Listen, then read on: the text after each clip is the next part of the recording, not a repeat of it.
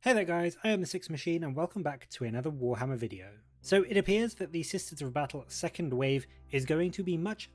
larger than I think any of us initially expected. Yesterday the Warhammer community announced the next part in the installment of the old Battle Sister bulletins that you may remember that they were doing before the initial huge range refresh for the Sororitas, and in my mind this means that there's going to be even more new units, new models, new rules revealed over the next few weeks they say, but I wouldn't be surprised if it's for the next few months as well as more information about things that we've already seen, like the Castigator tank and the new battle suits and all that kind of stuff. But in this particular installment they introduced to us a new and, let's be honest, very welcome addition to the Sisters range, and that is a melee focused, durable bodyguard unit for the leaders of your Sororitas forces. The Sacresants, as you can see on your screen now, are a subdivision of the Celestians, which are the sort of cream of the crop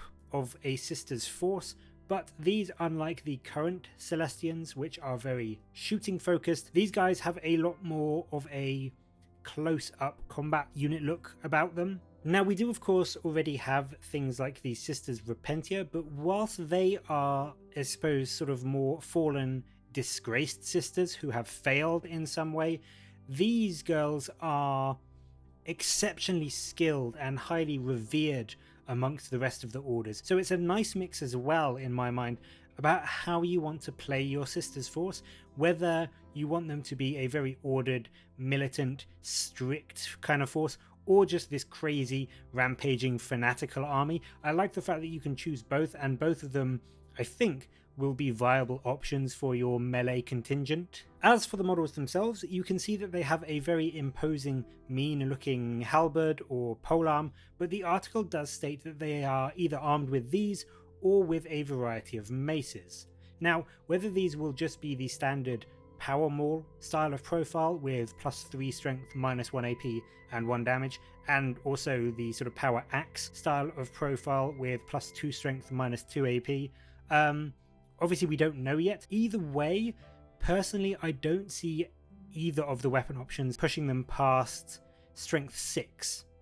either with some kind of strength ×2, or like the Maul, a +3 strength weapon. They're still only hitting strength 6 because of their both profile being base 3, and I just can't see either of the weapon options giving them something crazy like +4 to their strength characteristic. So from a purely tabletop perspective, I think these girls will likely be swinging around strength 5 or strength 6 depending on what weapon option you take, and much like the other Celestian profile, will likely have 2 attacks base, with perhaps some kind of sweep attack for the polearm to add in some more anti-horde punch. So it seems to me that they're going to be pretty good at taking out enemy infantry squads, maybe ranging from hordes if they do have some kind of sweep mechanic, up to things like maybe Terminators or Bikes if they manage to hit that strength 5 or strength 6 and get some good AP damage as well. At the moment, Celestians come in at 12 points base per model, so these Sacresants should have a similar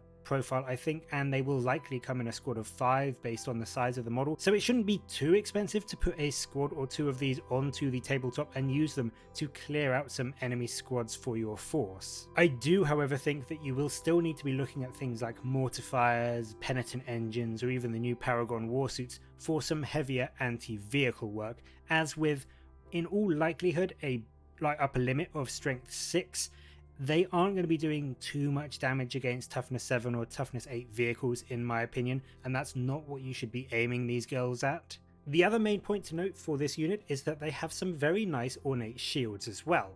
Now I first saw this and I wondered if they were going to be storm shields, as I'm sure many of you did, but the article doesn't specifically state that they are, and I was looking at them and I personally think that not only because of the size of the shield, it does seem a bit slighter than how you typically see things like storm shields or the shields that the Necron Lich Guards have, but also the fact that you can see that pistol barrel poking out of the back of the shield, that this isn't going to be a storm shield copy. What I see this as is a clear copy of something else that we see on the Space Marine Command Squad in a combat shield. It's got the same slightly smaller profile than a Storm Shield, and also on the Marines, as you can see on your screen now, it has a place for the model to carry a pistol in the same arm as the shield. So I really think that this is a definite case of copying that style of design rather than the Storm Shield design. So with that in mind, I can see this having similar rules to the Combat Shield,